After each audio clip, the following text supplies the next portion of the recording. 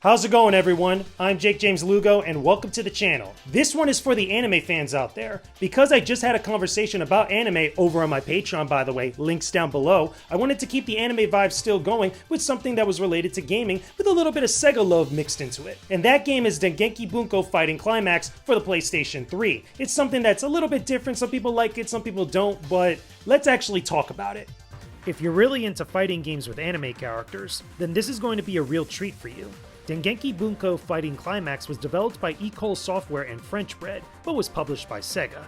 The game brings together an ensemble of characters from various light novels printed by ASCII Media Works. For anybody who doesn't know, light novels are young adult Japanese novels geared towards high school and middle school fans. The name Dengeki Bunko is imprinted under the publisher ASCII in 1993, which included various series that eventually got adapted into anime. Some of these shows became super popular in the West and are featured in the game pretty heavily.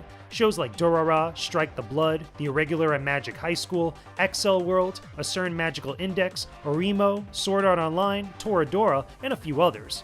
While it's very cool seeing all these characters come together, the reasoning behind it doesn't really make a whole lot of sense. A mysterious young girl named Denshin, who has a Dreamcast controller on her head by the way, we're just gonna ignore that, enlists the help of various heroes to save their dreams from a nightmarish being known as Setsumo. You're probably not going to get the references here unless you play a lot of really obscure SEGA games. SEGA Hard Girls, anyone? Nah? Okay, fine.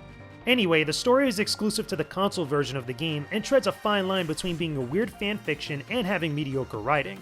It's really not that great. However, if you're already interested in this game, then I doubt you'll really be fazed by its shallow tale. The appeal here is in seeing all the characters from very different series come together to battle each other in a flashy anime fashion. That's all the game really needs to be for some people on a surface level. Not gonna lie, I don't think that the story mode in this game is all that good. I think it's very whack. It feels so hand-fisted and put together at the very last second. Maybe that's the reason why it was exclusive to the console version of the game, but I just thought it wasn't all that good. Now, don't get me wrong, I totally understand that I shouldn't have high expectations for a story mode for a fighting game of all things, but by the time that this game came out, we already had amazing fighting games with amazing story modes like Mortal Kombat 9, so at least the bar, level of quality, and the expectation was raised up a significant level. I should also note that while I do enjoy all these different characters coming together, it does feel a little imbalanced with some of the characters pulled from different series. Certain series get like 3 or 4 characters between the playable and the unplayable characters, while other series get only like 1 that's not even really playable. For example, The Devil is a Part-Timer only has 1 assist character. It would have been cool to have at least a playable character for that series, much like some of the others out there. Granted, it would have bloated up some of the roster, but at least we would have had a little bit more representation from all these different light novel and anime series. The other thing to go along with that is that we don't get any stages to fight on that are based on any of the light novels or anime series. We get a bunch of really cool SEGA worlds to fight on, including stuff based on Phantasy Star, Sonic the Hedgehog, Valkyria Chronicles, Nights into Dreams. Like, that is really cool, but where's all the representation for these anime series? Where's the Sword Art Online world, the Dorara worlds? Where's the Strike the Blood world? Black Bullet, like all these different stuff which these characters are pulled from, but we never get to go visit their actual worlds or fight in their stages based on their stories. I mean, it feels like a missed opportunity there. Maybe that's just me being a little bit nitpicky here, but it would have been cool to see some more stages like that, because even though the stages we got are really cool, it just feels like there's not enough of them really to kind of mix things up. Granted, we have all these different characters from these other series that we just never get to visit. Either way, let's talk about some gameplay stuff, because Dengeki Bunko is actually a really fun and fast-paced game to play, but it's not without its faults. Anime fans are going to be very happy to know that Dengeki Bunko Fighting Climax does every character justice in how they look and move within the game. That's the bare minimum anyone can ask for within a crossover. The game has very familiar 2D fighting game mechanics, with a lot of influence from the Versus series by Capcom in its gameplay and the style and flair of the Guilty Gear series. Maybe we'll get to those games someday. Anyway, battles are done in 1 versus 1 format, but you could choose an assist character to call into the fight from time to time. Their effects can vary from attacking enemies or boosting up your stats. There is a ton of fan service that follows all of the moves you see play out on screen. They look great and are super flashy, just as they should be. Overall, the fighting can be pretty easy to get into. You only have 3 attack buttons and 1 assist button, all of which can be used together to do a variety of different actions during a matchup. On the surface, Fighting Climax can be shallow enough for novices to enjoy, but there's a little more depth in here with a few mechanics you could take advantage of. Every character has a skill that changes up aspects of their moveset. For example, Kirito can switch to his dual swords to change up his attacks, while Miyuki can use snow magic that can track an opponent on screen. Every character has something unique and different, but you can only use your abilities so many times within a battle. In addition, everyone has a blast that they could use to escape combos and push opponents back. It's a very helpful defensive move that's very similar to what you see in both the Guilty Gear and the BlazBlue franchise. There's definitely a lot of potential to get very creative with your combos, but I don't know if I put it up on the same level as a Capcom Versus game or even BlazBlue. That's a very subjective thing to say, and I know some people might not agree with me, but can anyone honestly say that you take any of the combos in Dengeki Bunko Fighting Climax over some of the crazy stuff that you would see in other big fighting games? I really don't think so. But that doesn't mean Dengeki Bunko isn't fun to play. It's honestly exciting and fast-paced, and definitely a lot of fun for fans of anime.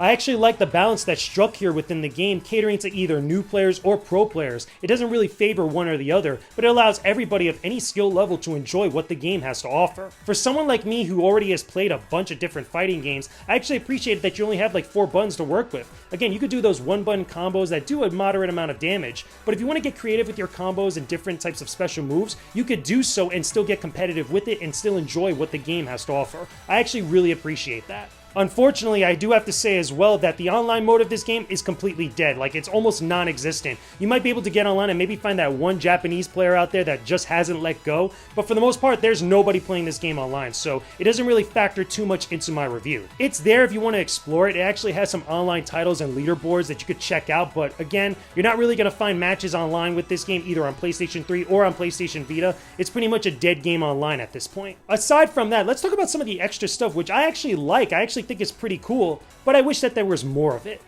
Now, there are some unlockables here, but they're mostly appealing to those who already like Dengeki Bunko or are big fans from the different anime series. The gallery mode has a lot of artwork and nods to the light novels from ASCII, but it would have been cool to see more original artwork for the entire cast. Some characters that aren't featured in the game too much hardly get enough shine and really could have used it. There's also a music player and profile titles you can use for online play, which are purchased in the gallery with money that you gain from playing the different game modes. Completing the story mode can also unlock Akira from Virtual Fighter and Salvaria from Valkyria Chronicles as playable fighters, but you also can get Pi and Alicia as assist characters from those same games. This is pretty cool, but that's all you get. There isn't any other new characters beyond that. No other special hidden SEGA characters from other big series like Phantasy Star, Jet Set Radio, Shinobi, or anything of the sort. It feels like a wasted opportunity to have some cool characters in here that would have fit right in. I should also mention that Dengeki Bunko Fighting Climax got an updated version in Japan called Ignition for the PlayStation 4. That new version added an additional 6 playable fighters and 8 assist characters from various light novels. The sad part is that updated version of the game never came to North America and still remains a Japanese exclusive. It's a shame, and I wish we could have gotten that in some sort of update, but I guess we'll have to make do with what we have here.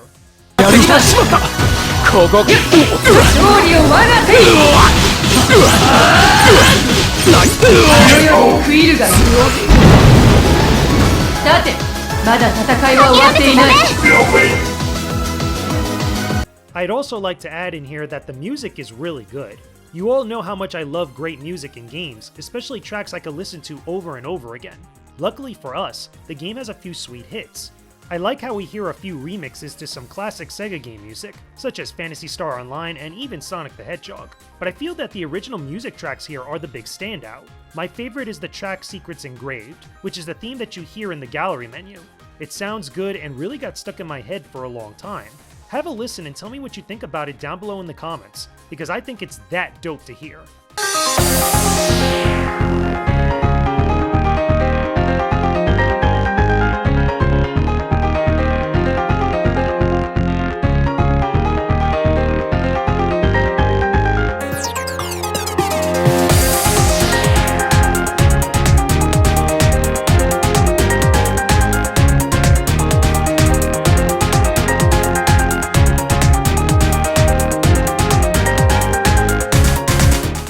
Again, I know I might be a little bit nitpicky here, but once I go through the story mode and the versus mode and some of the challenge mode stuff and even the non-existent online mode, I feel like there's not much else to see here. Like, you've pretty much done everything once you've done at least one thing in this entire game. It is cool seeing all the light novel covers and some of the other different unlockables like the original artwork and stuff. That is pretty cool. I wish that maybe we could have gone a little bit more original artwork for some of these other characters that weren't really represented like that. It would have added a little bit much more value to the overall package. And to be honest, I actually really like Akira and Salvaria being unlockable characters in this game. I think they look great. I think they're awesome, especially Akira because he's a virtual fighter character. That's traditionally a 3D fighting game now in a 2D environment, and it translates surprisingly well. It actually looks very cool. But once again, there's this like other side of the coin. Like, we could have gotten so many other SEGA characters that would have been great additions into this game. Imagine the character from Jet Set Radio or any of the other like characters from the SEGA lineup. You know, Nights into Dreams, which has a stage in this game, but no character or nothing else to represent it. I mean, some of the music is pretty good. Again, we get these remixes from some of these different stages and classic franchises, but I would have loved to see some of these characters fighting all these anime characters. Again, me being nitpicky, but that would have been awesome to see. So after everything, can I recommend that you check out Dengeki Bunko Fighting Climax on PlayStation 3 or PlayStation Vita? While I think this is cool for the anime fans out there, especially ones that really enjoy any of these light novel or anime series of which the game includes,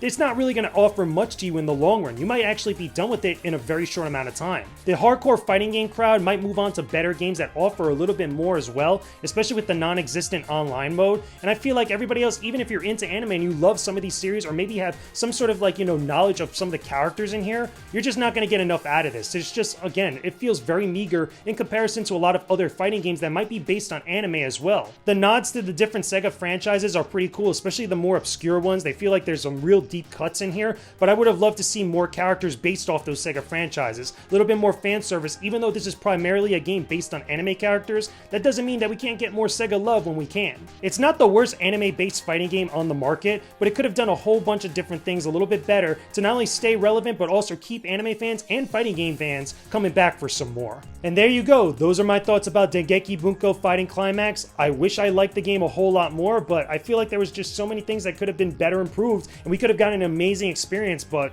we ended up getting what we got, and that's just how I feel about it. But as always, those are just my opinions about the game. Let me know what you guys think about it down below in the comment section. Tell me, do you enjoy Dengeki Bunko? Do you like any of the characters or any of the series and the light novels that are included in this game? What do you guys think about the new setup now for the videos? I know it's kind of random and kind of out of the blue, but brand new video, brand new setup. Hopefully you guys will enjoy it, but tell me what you guys think about all this stuff down below in the comment section. Thanks for watching this video, everyone. Go ahead and click the boxes on the side to see more videos and subscribe to my YouTube channel. Don't forget to go visit my Patreon page for exclusive gaming content that I know you'll really love. Hope you have a chill day. Peace out and stay epic, everybody.